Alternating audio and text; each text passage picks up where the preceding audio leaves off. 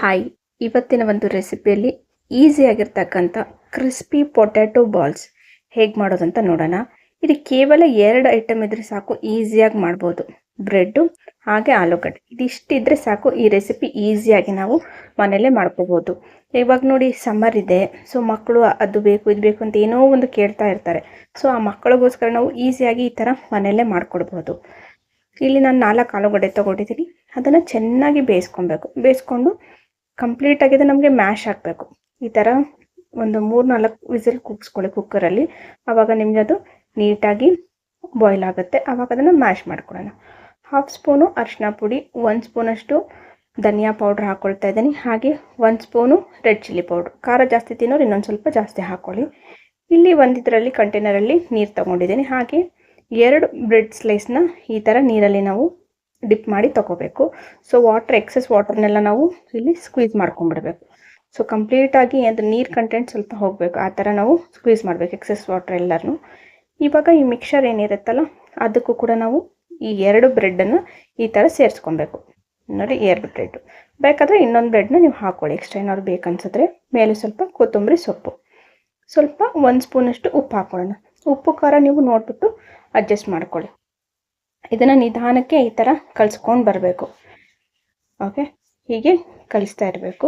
ನೀಟಾಗಿ ಕಂಪ್ಲೀಟ್ ಆಗೋದು ಮಿಕ್ಸ್ ಆಗೋವರೆಗೂ ನಾವು ಕಲಿಸ್ಕೊಬೇಕು. ಇದು ತುಂಬ ನಿಮಗೆ ಅಂಟಂತ ಅನಿಸ್ತಾ ಇರುತ್ತೆ ಸ್ಟಾರ್ಟಿಂಗ್ ಕಲಿಸೋವಾಗ. ಬಟ್ ಕಂಪ್ಲೀಟಾಗಿ ಮಿಕ್ಸ್ ಆದಮೇಲೆ 1 ಸ್ಪೂನ್ ಎಣ್ಣೆ ಬೇಕಾದರೂ ನೀವು ಕೈಗೆ ಹಾಕ್ಕೊಳ್ಳಿ, ಅದು ಕೂಡ ಅಂಟಲ್ಲ ಆವಾಗ. ಓಕೆ, ಸೊ ಇಲ್ಲಿ ನಾನು ಇವತ್ತು ಒಂದು ಚಿಕ್ಕ ಕಥೆ ಮೂಲಕ ಇದನ್ನು ಮಾಡ್ತಾ ಹೋಗೋಣ ಅಂತ ಅಂದ್ಕೊಳ್ತಾ ಇದ್ದೀನಿ. ಒಂದು ದೇವಸ್ಥಾನ ಇರುತ್ತೆ, ಅಲ್ಲಿ ಒಬ್ಬರು ಪೂಜಾರಿ ಇರ್ತಾರೆ. ಅದೇ ದೇವಸ್ಥಾನ ಎದುರು ಕಡೆ ಒಂದು ದೊಡ್ಡ ಅರಳಿ ಮರ ಇರುತ್ತೆ, ಅಲ್ಲಿ ಒಬ್ಬನು ಚಪ್ಪಲಿ ಹೊಲಿಯೋನು ಇರ್ತಾನೆ. ಈ ಇಬ್ಬರನ್ನೂ ನೋಡ್ಬಿಟ್ಟು ಒಂದ್ಸತಿ ನಾರದ ಮುನಿಗಳೇನಿರ್ತಾರಲ್ಲ ಭೂಲೋಕಕ್ಕೆ ಬಂದಿರ್ತಾರೆ, ಇಬ್ಬರನ್ನೂ ನೋಡ್ಬಿಟ್ಟು ಮಾತಾಡಿಸ್ತಾರೆ. ಸೊ ಅವಾಗ ಅವರಿಬ್ಬರದು ಒಂದೇ ಪ್ರಶ್ನೆ ಆಗಿರುತ್ತೆ, ಭಗವಂತ ಯಾವಾಗ ಅವನ ಧಾಮಕ್ಕೆ ನಮ್ಮನ್ನು ಕರ್ಸ್ಕೊಳ್ತಾನೆ ಅಂತ ಇಬ್ಬರು ಕೂಡ ಕೇಳ್ತಾರೆ. ಸೊ ಹೌದಾ, ಇದಾ ನಿಮ್ಮ ಪ್ರಶ್ನೆ ಅಂತ ಕೇಳ್ತಾರೆ. ಚಪ್ಪಲಿ ಹೊಲಿಯೋನು ಕೂಡ ಅದೇ ಪ್ರಶ್ನೆನ ಕೇಳ್ತಾನೆ, ಪೂಜಾರಿ ಕೂಡ ಅದೇ ಪ್ರಶ್ನೆ ಕೇಳ್ತಾನೆ. ಸರಿ, ನಾನು ಭಗವಂತನ ಕೇಳ್ಬಿಟ್ಟು ಹೇಳ್ತೀನಿ ಅಂತ ನಾರದ ಮುನಿಗಳು ಭಗವಂತನ ಹತ್ರ ಬರ್ತಾರೆ. ಭಗವಂತನ ಹತ್ರ ಬಂದ್ಬಿಟ್ಟು ಕೇಳ್ತಾರೆ, ಭಗವಂತ ಈ ಥರ ಭಕ್ತರು ಪ್ರಶ್ನೆನ ಕೇಳಿದ್ದಾರೆ, ಏನು ಹೇಳಲಿ ಅಂತ. ಅದಕ್ಕೆ ಭಗವಂತ ಹೇಳ್ತಾನೆ, ಆ ಚಪ್ಪಲಿ ಹೊಲಿಯೋನು ಏನಿದಾನಲ್ಲ ಅವನ ಇದೇ ಜನ್ಮದಲ್ಲಿ ನನ್ನ ವೈಕುಂಠ ಧಾಮಕ್ಕೆ ಬರ್ತಾನೆ. ಬಟ್ ಪೂಜಾರಿಗೆ ಇನ್ನೂ 1-2 ಜನ್ಮ ಹಿಡಿಸುತ್ತೆ ಅಂತ ಹೇಳ್ತಾನೆ. ಹೌದಾ, ಸರಿ, ಹೌದು, ಯಾಕೆ ಅಂತ ಕೇಳ್ತಾರೆ ನಾರದ ಮುನಿಗಳು. ನೀನು ಅವ್ರಿಗೆ ಹೋಗಿ ಮತ್ತೊಂದು ಪ್ರಶ್ನೆನ ಕೇಳು, ಈ ಉತ್ತರನ ಹೇಳು. ಇದ್ರ ಜೊತೆ ಅವ್ರು ಕೇಳಿರ್ತಾರಲ್ಲ ಅವ್ರಿಗೆ ಇನ್ನೊಂದು ಪ್ರಶ್ನೆ ಕೇಳು. ಏನಂದರೆ, ಭಗವಂತ ಏನು ಮಾಡ್ತಾ ಇದ್ದಾನೆ ಅಂತ ಅವರು ಕೇಳಿದ್ರೆ ನೀನು ಹೇಳು, ಭಗವಂತ ಸೂಜಿಯ ಮಣೆ ಇರುತ್ತಲ್ಲ, ಸೂಜಿ ಹಿಂದ್ಗಡೆ ಒಂದು ಚಿಕ್ಕ ಹೋಲ್ ಇರುತ್ತಲ್ಲ, ಆ ಹೋಲಲ್ಲಿ ದೊಡ್ಡದಾದ ಆಣೆನ ಹೋಗಿಸ್ತಾ ಇದ್ದಾನೆ ಅಂತ ಹೇಳು ಅಂತ ಹೇಳ್ತಾರೆ. ಸರಿ ಅಂತ ನಾರದ ಮುನಿಗಳು ಕೂಡ ಮತ್ತೆ ಭೂಲೋಕಕ್ಕೆ ಬರ್ತಾರೆ. ಪೂಜಾರಿ ಕೇಳ್ತಾನೆ, ಅವನಿಗೆ ಹೇಳ್ತಾರೆ, ಭಗವಂತ ಏನು ಹೇಳ್ದ ಅಂತೇಳಿ. ನಿಮ್ಗೆ ಇನ್ನೂ 1-2 ಜನ್ಮ ಹಿಡಿಸುತ್ತಂತೆ ವೈಕುಂಠಕ್ಕೆ ಹೋಗೋಕ್ಕೆ ಅಂತ ಹೇಳ್ತಾರೆ. ಸರಿ ಆಯಿತು ಅಂತ ಒಪ್ಕೊಳ್ತಾರೆ. ಭಗವಂತ ಏನು ಮಾಡ್ತಾ ಇದ್ದಾನೆ ಅಂತ ಕೇಳ್ತಾರೆ. ಹೀಗೆ ಸೂಜಿಯ ಮನೆ ಇರುತ್ತಲ್ಲ ಅದ್ರ ಹಿಂದ್ಗಡೆ ಜಾಗದಲ್ಲಿ ಆಣೆಯನ್ನು ಭಗವಂತ ಹೋಗಿಸ್ತಾ ಇದ್ದಾರೆ ಅಂತ ಹೇಳ್ತಾರಂತೆ. ಆವಾಗ ಪೂಜಾರಿ ಜೋರಾಗಿ ನಗ್ತಾರಂತೆ.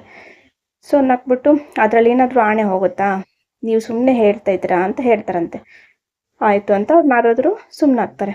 ಮತ್ತು ಅಲ್ಲಿಂದ ಬರ್ತಾರೆ, ಚಪ್ಪಲಿ ಹೊಲಿಯೋನು ಕೇಳ್ತಾರೆ, ಭಗವಂತ ಹೇಳಿದ್ದಾರೆ, ನೀನು ಇದೇ ಜನ್ಮದಲ್ಲಿ ಅವನ ಧಾಮಕ್ಕೆ ನೀನು ಮರಳ್ತೀಯ ಅಂತ ಭಗವಂತ ಹೇಳಿದ್ದಾರೆ ಅಂತ ಹೇಳ್ತಾರೆ. ಹೌದಾ, ಸರಿ ನಾರದ ಮುನಿಗಳಂತ ಪ್ರಣಾಮ ಎಲ್ಲ ಮಾಡ್ಕೊತಾರೆ. ಆಮೇಲೆ ಕೇಳ್ತಾರೆ, ಭಗವಂತ ಏನು ಮಾಡ್ತಾ ಇದ್ದಾರೆ ಅಂತ ಚಪ್ಪಲಿ ಹೊಲಿಯೋನು ಕೇಳ್ತಾನೆ. ಆವಾಗ ನಾರದರು ಹೇಳ್ತಾರೆ, ಭಗವಂತ ಸೂಜಿ ಮನೆ ಹಿಂದ್ಗಡೆ ಜಾಗ ಇರುತ್ತಲ್ಲ ಅದರಲ್ಲಿ ಆಣೆಯನ್ನು ಹೋಗಿಸ್ತಾ ಇದ್ದಾನೆ ಅಂತ ಹೇಳ್ತಾರೆ.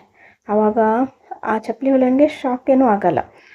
ಇದ್ರೂ ಇರ್ಬೋದು, ಭಗವಂತ ಎಲ್ಲವನ್ನು ಮಾಡಬಲ್ಲ, ಸಕಲ ಕಲಾ ವಲ್ಲಭ, ಏನು ಬೇಕಾದರೂ ಮಾಡ್ತಾನೆ.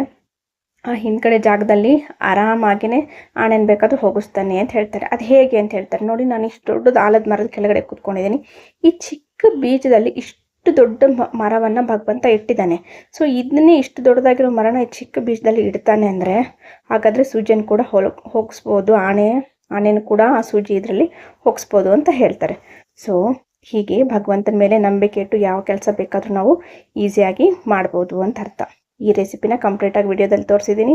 ನಿಮ್ಗೆ ಇಷ್ಟ ಆದರೆ ಲೈಕ್ ಮಾಡಿ, ಶೇರ್ ಮಾಡಿ, ಕಮೆಂಟ್ ಮಾಡಿ. Thank you. ಮತ್ತೆ ಸಿಗ್ತೀನಿ.